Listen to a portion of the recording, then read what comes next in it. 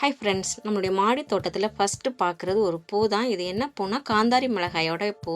அடுத்தது பார்த்திங்கன்னா சொடக்கு தக்காளி, அந்த தக்காளி தான். தக்காளி நிறைய இருக்குது. அதுக்கு அடுத்தது சாமந்தி பூ. இது கிளையை வந்து சின்ன சின்னதாக கட் பண்ணி வச்சு சூப்பராக வளர்ந்து வருது. அடுத்து புதினா வந்து கிள்ளி வச்ச புதினா நிறைய 3 தொட்டியில் வச்சுருக்கேன். நல்லா வளர்ந்துருக்கு. தேவைக்கு இங்கேருந்து தான் பறிச்சுப்போம். இதுவும் சாமந்தி. இதெல்லாம் புதினா நல்லா வளர்ந்துருக்கு. தேவைக்கு இங்கேருந்து கட் பண்ணி எடுத்துப்பேன். இது வந்து காலையில் பூக்கும். இதை நாங்கள் எங்கள் ஊரில் வந்து 8 மணி பூ அப்படின்னு சொல்லுவோம். இதுதான் என்ன செடின்னே தெரியல, தெரிஞ்சால் சொல்லுங்கள். அடுத்து நித்திய கல்யாணி. இது 3 கலரில் இருக்குது. வெள்ளை, அப்புறம் ரோஸ் கலர், இன்னொரு கலர் இருக்குது. அதை காட்டுறேன் உங்களுக்கு. இது காந்தாரி மிளகாய், பெரிய செடி. இதில் நிறைய மிளகாய் பறிச்சிட்டோம். இது 4 மணி பூ. சாயங்காலம் இப்போ தான் 4 மணி ஆக போகுது. விரிஞ்சு வருது பாருங்களேன். அடுத்து இதுவும் சொடக்கு தக்காளி. இது டேபிள் ரோஸ். அதில் அந்த சொடக்கு தக்காளி விழுந்திருக்கு பாருங்கள். இந்த சொடக்கு தக்காளி மாடி தோட்டத்தில் வரும்போதெல்லாம் பழுத்திருக்கிறத நான் பறித்து சாப்பிட்டுப்பேன். அடுத்து பால்சம் பூ நிறைய பூத்திருக்கு.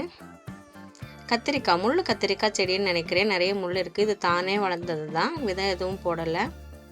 செம்பருத்தி பூ, அடுக்கு செம்பருத்தி பாருங்களேன். இட்லி பூ நிறைய பூ பூத்திருக்கு இந்த தடவை. இது முன்னாடிலாம் இவ்வளோ பூ பூத்ததில்லை. இப்போ பார்த்திங்கன்னா நிறைய பூ வந்திருக்கு. இது நம்மக்கிட்ட ரொம்ப நாளாக நிற்குது இந்த கத்திரிக்காய் செடி. இன்றைக்கி ஒரு 3 கத்திரிக்காய் இருந்தது, அதையும் பறிச்சிட்டேன். கருவேப்பிலை செடி.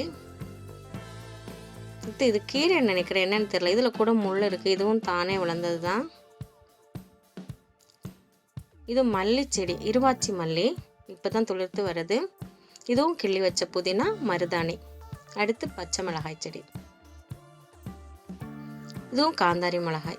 நிறைய பறிச்சிட்டோம். இன்னும் பூக்குது. காய் நிறைய இருக்குது. பாகற்காய், நிறைய பாகற்காய் கிடக்கு. தேவைப்படும் போது பறிச்சுக்கலாம். தக்காளி பாருங்களேன், கூம்பு மாதிரி இருக்குது. 2 தக்காளி கூம்பு மாதிரி இருக்குது. மற்ற தக்காளி எல்லாம் பார்த்தீங்கன்னா ரவுண்டாக தான் இருக்குது. ஒரே செடியில் இந்த மாதிரி இருக்குது. அவரைக்காய். இதுதான் இன்னொரு நித்திய கல்யாணி. ஒயிட்டு, நடுவில் பார்த்திங்கன்னா ரோஸ் கலர். நல்லாயிருக்கு பார்க்குறதுக்கு. பாகற்காய் செடி நிறைய இருக்குது. நிறைய பாகற்காய் வரும். மினி பாகற்காய் தான் இது. ஜினியா பூச்செடி நிறைய பூ இருக்குது. இதில் 2 செடி நிறைய பூ இருக்குது. அங்கங்கே பார்த்தீங்கன்னா பாகற்காய் தான் நிறைய இருக்கும்.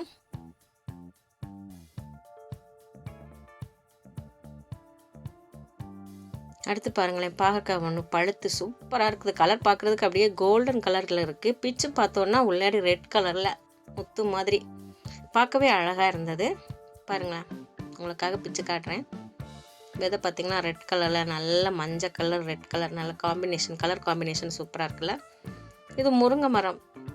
பூ வருது, கீழே தான் உதிர்ந்து போகுது. இலையும் யூஸ் பண்ண முடியல, ஏன்னா பழுத்துறது சீக்கிரம். ஆனாலும் வச்சுருக்கேன் நான். ஏதாவது காய் வருதா பார்க்கலாம்.